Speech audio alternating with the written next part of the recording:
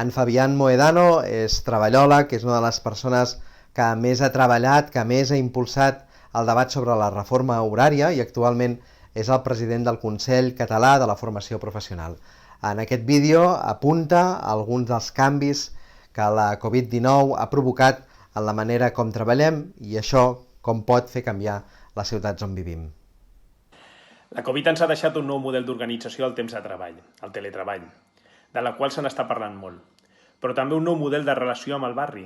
Hem passat més hores a casa, en el nostre entorn, que per molts és inèdit entre setmana. La flexibilitat i el teletreball, per tant, modificarà l'estructura horària que hem viscut, però també l'urbanisme, el disseny de les llars, la relació amb l'administració, el comerç, de proximitat, amb els centres educatius, són davant d'una etapa amb més oportunitats que amenaces. Oriol, t'explicaré una proposta que a priori pot semblar una broma, però que darrere hi ha un canvi de paradigma. Un petit municipi de Suècia, un polític local ha proposat una pausa al dia a la feina per anar a casa a tenir sexe, argumentant que el sexe és saludable. Deixar de posar el treball en el centre de la nostra activitat serà un repte en les properes dècades. Aviat destinarem franges horàries centrals del dia per fer coses saludables com esport, associacionisme o, per què no, sexe. Ho farem la nostra generació o ho faran els millennials, que tenen indubtablement altres prioritats?